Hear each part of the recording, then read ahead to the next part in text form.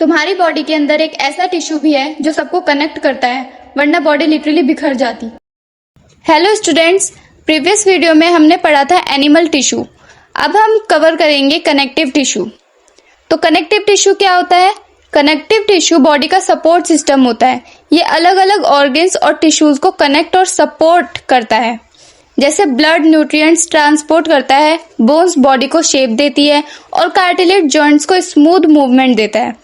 मतलब blood, bone, cartilage सब connective tissue के टाइप्स हैं। अगर कनेक्टिव टिश्यू ना हो तो मसल्स और ऑर्गन्स प्रॉपर्ली काम ही नहीं कर पाएंगे। सबसे पहले हम कनेक्टिव टिश्यू के टाइप्स देखते हैं। इसके 4 टाइप्स होते हैं: loose connective tissue, dense connective tissue, supporting and fluid connective tissue. इन चारों को हम डिटेल में समझते हैं।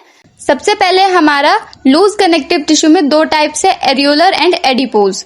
तो एरियोलर कनेक्टिव टिश्यू क्या होता है? ये हमारा पैकिंग और सपोर्टिंग मटेरियल होता है। मतलब हमारी बॉडी के अंदर पैकिंग और सपोर्टिंग मटेरियल की तरह एक्ट करता है। सबसे पहले ये लूज और सॉफ्ट टिश्यू होता है, ऑर्गन्स के बीच में या फिर स्किन के अंडर होता है और इसका फंक्शन क्या है? Packing and binding. सेकेंड है हमारा एडिपोज टिश्यू। ये हमारा लूज कनेक्टिव टिश्यू का टाइप है। ये इसका फंक्शन क्या है? फैट को स्टोर करना। मतलब ये एक फैट स्टोरिंग सेल्स है।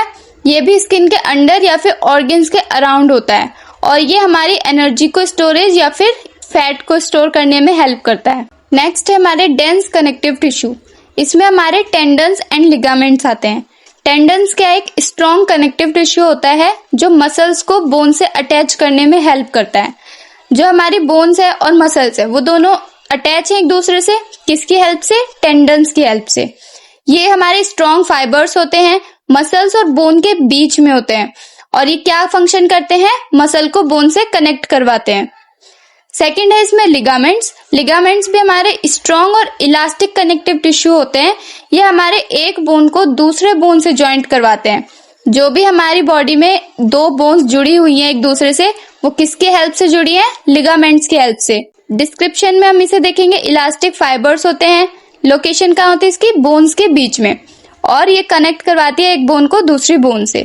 नेक्स्ट है हमारा सपोर्टिंग कनेक्टिव टिश्यू। इसमें हमारे बोन्स एंड कार्टिलेज आते हैं।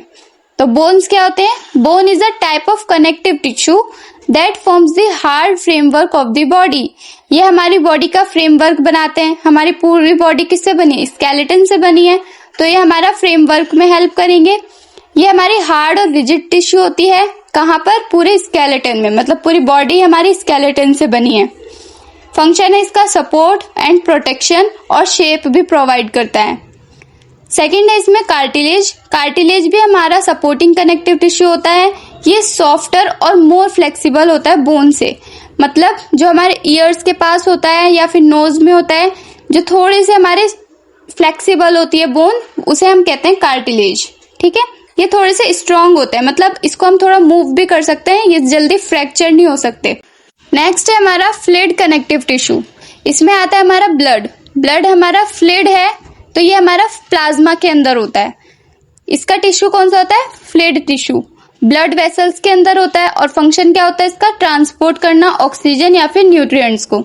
तो ये सारे टिश्यूज थे हमारे कनेक्टिव टिश्यू, जिसकी हेल्प से हमारी पूरी बॉडी के अंदर फंक्शन हो पा रहा है। जैसे कि हमारी एरियोलर टिश्यू, एडिपोज टिश्यू और बोन्स, कार्टिलेज। उसके बाद हमने पढ़ा था ब्लड और टेंडन्स, लिगामेंट। आई होप आपको ये सब समझ आया होगा अच्छे से। If you like the video, please like, subscribe and share. Thank you.